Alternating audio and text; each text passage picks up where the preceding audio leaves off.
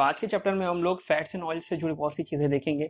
यहाँ पर ये चैप्टर हम लोग के लिए इंपॉर्टेंट है और यहाँ पर कुछ ऐसी चीज़ें हमारे सामने आने वाली है, जैसे कि हम लोग डेफिनेशन भी पढ़ेंगे, देन उसके बाद में हम लोग इसके फंक्शंस पढ़ेंगे कि हमारे बॉडी में और डे टू डे लाइफ में फैट्स एंड ऑयल्स के फंक्शन क्या होते हैं, देन इनके सोर्सेस रिसोर्सेज के कहाँ से हम लोग इनको रिट्राइव कर सकते हैं, देन इसके अलावा हम लोग देखेंगे कि इनकी प्रॉपर्टीज़ क्या होती है, physical and chemical properties of fats and oils.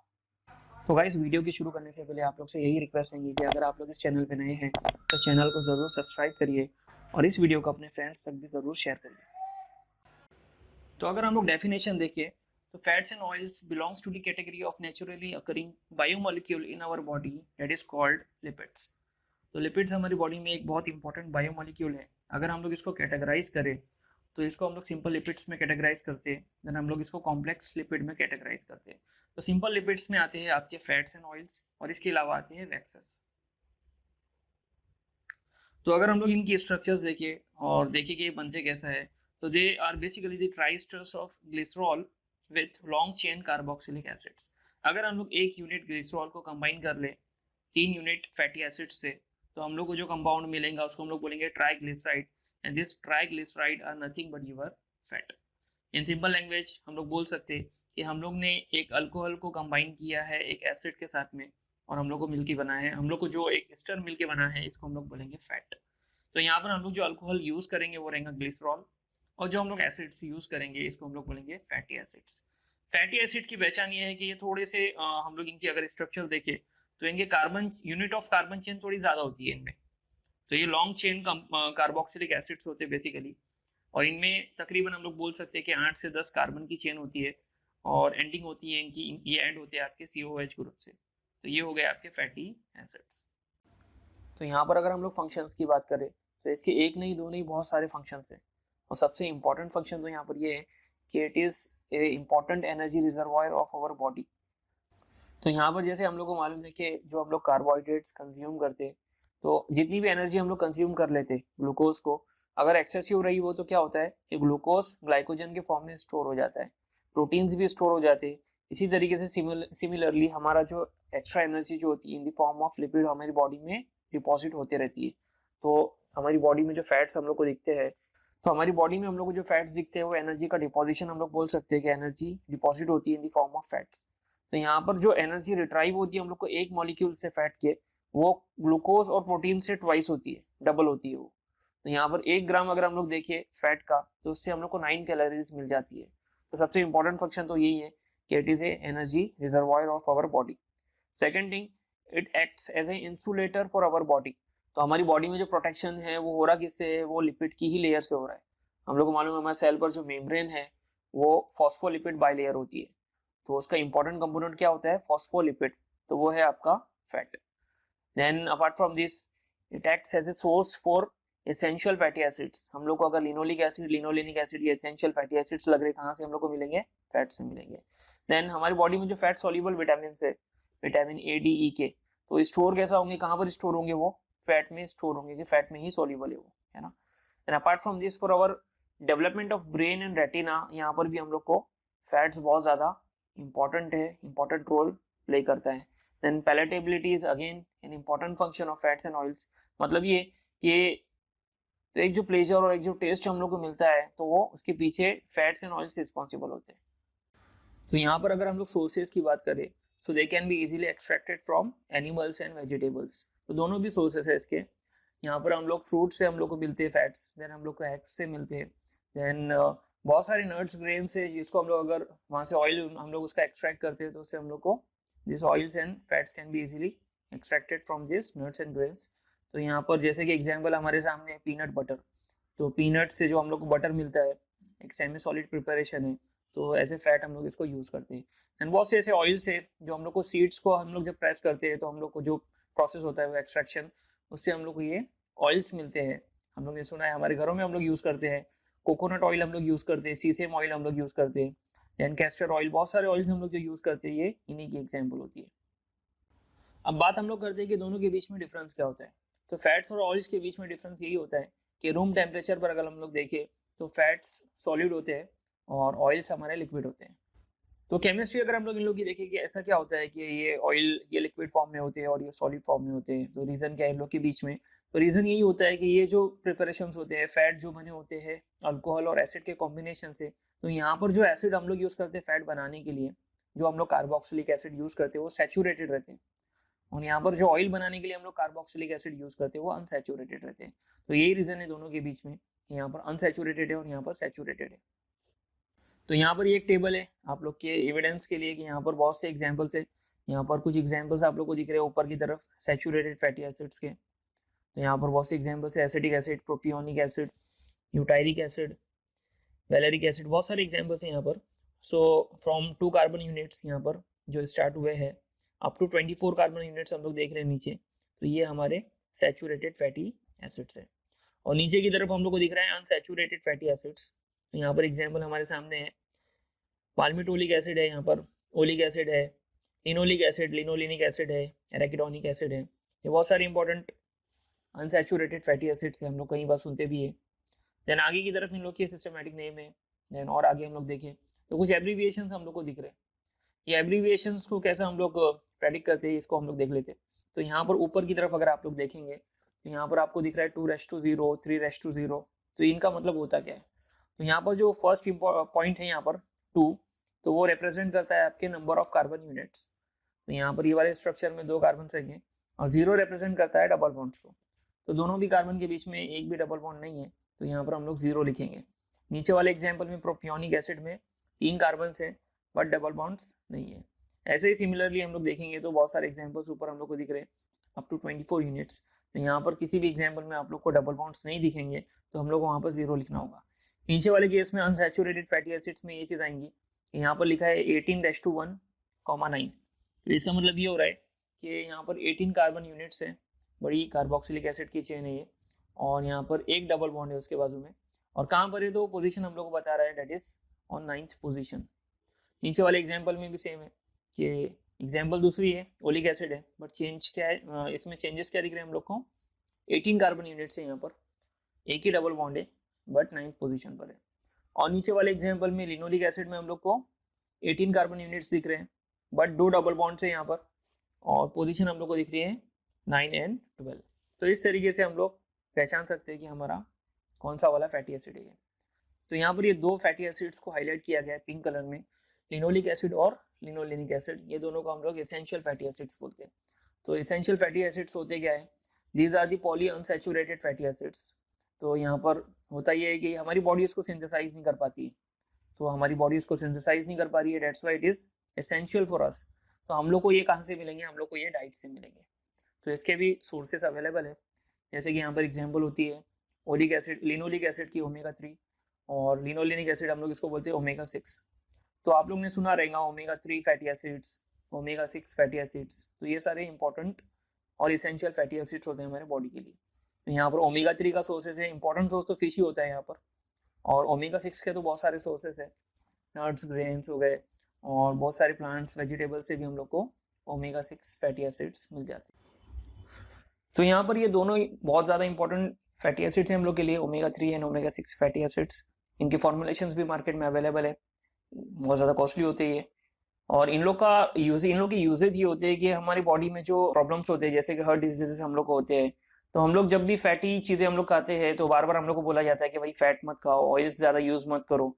तो ये ऑयल्स यूज़ करने से होता ये है कि कोलेस्ट्रॉल लेवल बॉडी का बढ़ जाता है, और बहुत सारे गुड कोलेस्ट्रॉल्स भी होते हैं, बहुत सारे बैड कोलेस्ट्रॉल्स भी होते हैं।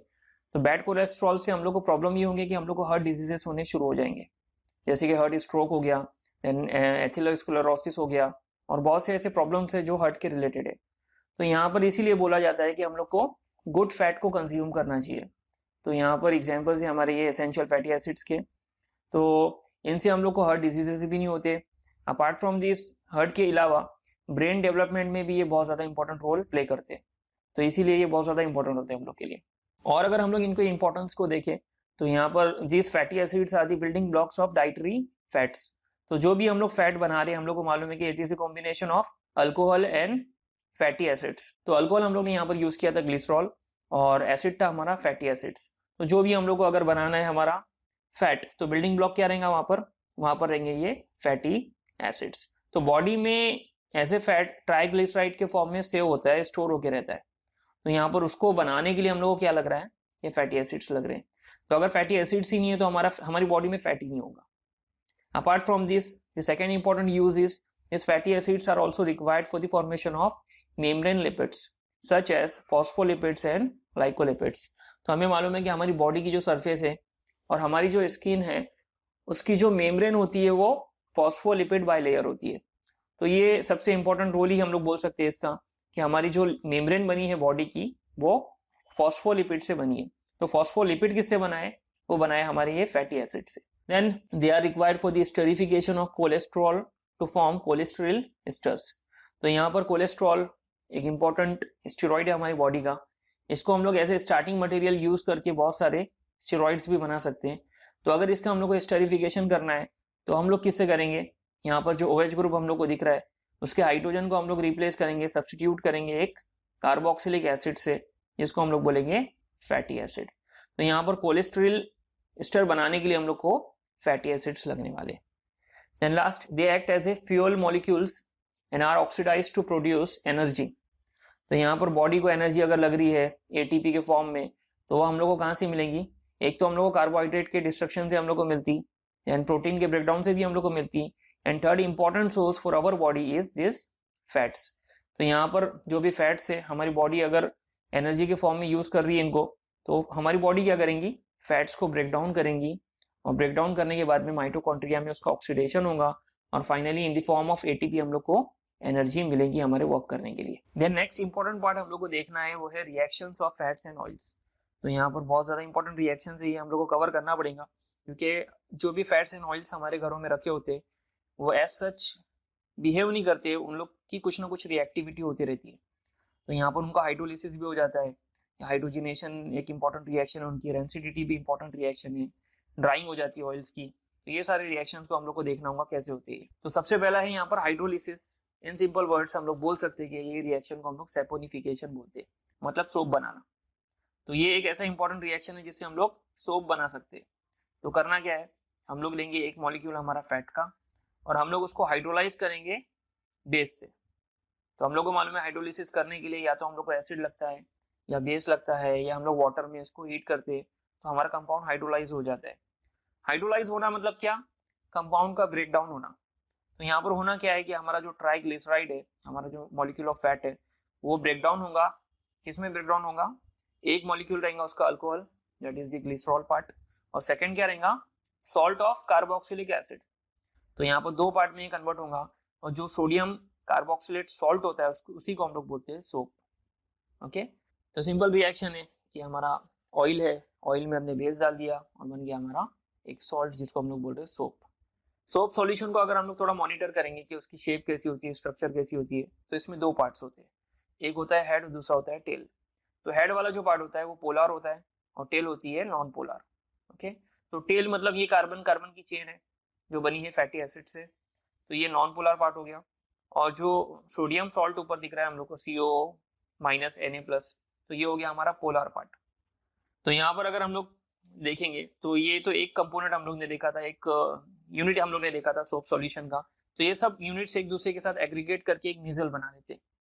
मीजल हम लोग किसको बोलते हैं, हमें मालूम है कि एक एग्रीगेट होता है और उसकी एक साइज होती है।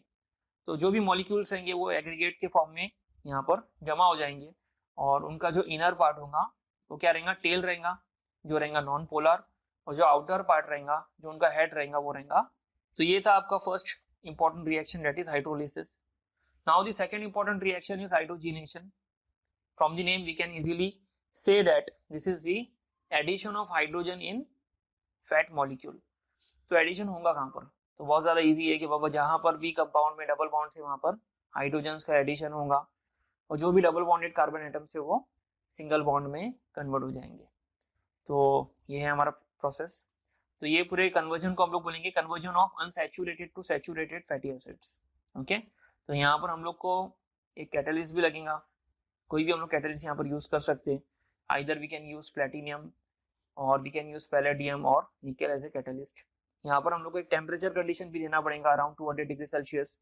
तो ये पूरा प्रोसेस से होगा ये कि आपके डबल बॉन्ड ब्रेक हो जाएंगे, सिंगल बॉन्ड में कन्वर्ट हो जाएंगे, और वहां पर हाइड्रोजन एटम्स जाके ऐड हो जाएंगे। नाउ ये रिएक्शन का एप्लीकेशन क्या है, इंपॉर्टेंस क्या है, क्यों कर रहे हैं हम लोग हाइड्रोजनेशन। तो ये जो हाइड्रोजनेशन होता है इसके दो टाइप्स होते हैं, एक पार्शियल हाइड्रोजनेशन और सेकंड कंप्लीट हाइड्रोजनेशन।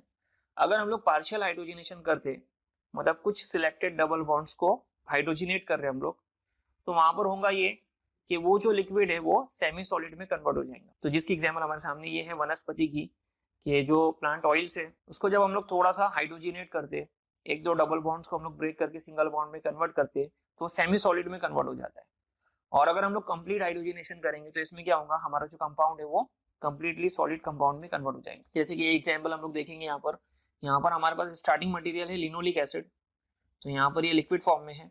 और यहाँ पर अगर आप लोग इसके डबल बॉन्ड्स को देखेंगे, so on the 9th position and 12th position you may find 2 double bonds. Okay, अभी अगर हम लोग इसका हाइड्रोजनेशन करेंगे इन द प्रेजेंस ऑफ निकल, तो यहाँ पर क्या होगा, अगर हम लोग पार्शियल हाइड्रोजनेशन कर रहे हैं तो एक डबल बॉन्ड यहाँ पर ब्रेक हो जा रहा है और वहां पर हाइड्रोजन जाके ऐड हो जा रहे है ना। तो इसका अपीयरेंस सेमी सॉलिड हो गया और ये लिनोलिक एसिड अब कन्वर्ट हो गया आपका ओलिक एसिड में। ओके, अगर हमने इसको फुल्ली हाइड्रोजनेट कर लिया तो होगा क्या, जो सेकंड डबल बॉन्ड है वो भी वहां पर ब्रेक हो जाएगा, वहां पर भी हाइड्रोजनेशन हो जाएगा और ये फिर कन्वर्ट हो जाएगा स्टेरिक एसिड में। और स्टेरिक एसिड आप लोग को मालूम है फुल्ली सैचुरेटेड होता है, ये सॉलिड प्रिपरेशन होता है ये, तो इसका अपीयरेंस टोटली सॉलिड रहेगा। ओके, तो ये रिएक्शन की खास बात यही है कि इससे हम लोग को अलग अलग कंपाउंड्स, अलग अलग कंपोनेंट्स हम लोग को मिल जाते हैं, डिपेंड करता है कि हम लोग इसको कितना हाइड्रोजनेट करते हैं। Now next important reaction and very important reaction for this oils are rancidity of oils. बहुत ज्यादा इंपॉर्टेंट है हम लोग के लिए। फैट्स में भी ये चीज होती है और ऑयल्स में भी ये चीज होती है कि रेंसिड हो जाती है दोनों भी। तो रेंसिडिटी का मतलब क्या है ये हम लोग को देखना है। So it is a complete or incomplete oxidation or we can say hydrolysis of fats and oils. तो घर में हमारे जो फैट्स ऑयल्स रखे होते हैं या मार्केट में हम लोग जब खरीदने जाते हैं, हो सकता है कि स्टोरेज के टाइम पर ये थोड़े से कुछ ना कुछ केमिकल रिएक्टिविटी इनकी हो जाए तो ये ऑक्सीडाइज्ड हो जाते हैं या हाइड्रोलाइज्ड हो जाते हैं। तो रेंसिडिटी में होता क्या है, either it may be exposed to air or light or common moisture or by bacterial action. तो ये सारे फैक्टर्स है, इनके प्रेजेंस में अगर आपके कंपोनेंट रखे हैं, आपके फैट्स ऑयल्स रखे हैं, तो इनका एक्शन होगा और आपका जो ऑयल है वो ऑक्सीडाइज हो सकता है ना। तो ऑक्सीडाइज होगा तो हम लोगों को कैसे समझ में आएगा, तो ये इसके पीछे एक चीज होती है कि इसका टेस्ट चेंज हो जाता है, इसकी ऑर्डर चेंज हो जाती है, तो क्लियरली इसकी एक अनप्लेजेंट स्मेल आने लग जाती है, तो उससे हम लोग को समझ में आ जाता है कि ये रेंसिड हो चुका है। तो यहाँ पर अगर ऑक्सीडेटिव रेंसिफिकेशन हुआ है तो यहाँ पर क्या होगा, अनसैचुरेटेड फैट्स जो भी रहेंगे तो वो वोलाटाइल कार्बोक्सिलिक एसिड्स जनरेट करना शुरू कर देंगे। तो यहाँ पर अगर इसका ऑक्सीडेशन हुआ है तो क्या होगा, जो अनसैचुरेटेड फैटी एसिड्स थे तो वो वोलाटाइल कार्बोक्सिलिक एसिड्स में कन्वर्ट होना शुरू हो जाएंगे, वोलाटाइल हो जाएंगे वो। और सेकेंड थिंग, अगर इसका हाइड्रोलिसिस हुआ है और हाइड्रोलिसिस से रेंसिफिकेशन हुआ है इसका, तो होगा ये कि इसकी जो एस्टर लिंकेज है वो ब्रेक डाउन हो जाएंगी या जो भी आपका ऑयल है वो डिग्रेड हो जाएगा। ओके, तो इस तरीके से इसका डिकम्पोजिशन हम लोग बोल सकते हैं कि हमारे ऑयल या फैट का डिकम्पोजिशन हो गया है। ओके, तो यहाँ पर अगर ये रिएक्शन को हम लोग थोड़ा सा देखें तो नीचे ये आपका फैट मॉलिक्यूल है, तो यहाँ पर इसका जो हाइड्रोजन है सबसे पहले तो ऑक्सीडेशन हुआ, मतलब क्या, हाइड्रोजन का रिमूवल हो जाएगा और यहाँ पर एक रेडिकल जनरेट हो जाएगा। अब एक चीज हम लोग को मालूम है कि radicals are highly reactive components, तो रेडिकल बहुत जल्दी रिएक्शंस कर लेंगे, तो उनको अगर एटमॉस्फेयर में ऑक्सीजन मिल रहा है तो जल्दी से ऑक्सीडाइज हो जाएंगे वो, और वहां पर रिएक्टिव ऑक्सीजन स्पेशीज जनरेट होना शुरू हो जाएंगे।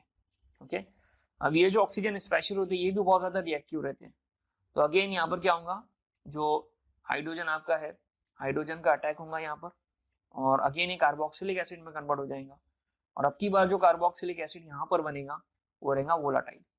ओके, ये वोलाटाइल होने की बेसिस पर हम लोग को स्मेल आनी शुरू हो जाएंगी।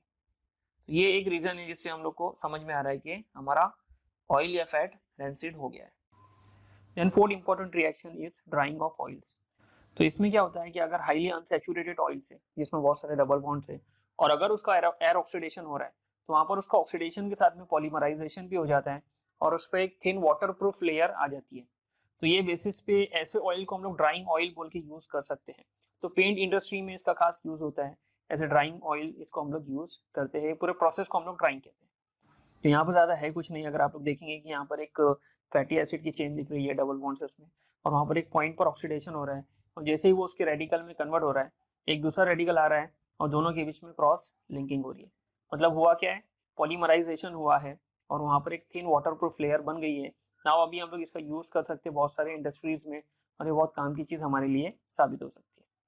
नेक्स्ट वीडियो में हम लोग देखेंगे कौन से ऐसे क्वालिटेटिव एनालिसिस है जिससे हम लोग हमारे फैट्स एंड ऑयल्स की क्वालिटी को चेक कर सकते हैं। तो वीडियो की लिंक मैं डिस्क्रिप्शन बॉक्स में मेंशन कर दूंगा। So guys, thank you so much for watching this video. अगर आप लोग को मेरा वीडियो पसंद आया तो इसे प्लीज़ लाइक करिए और मेरे चैनल को भी सब्सक्राइब करिए, ताकि मुझे भी मोटिवेशन मिले और मैं भी इस तरीके का कंटेंट आप लोग के सामने हमेशा लेके आऊँ।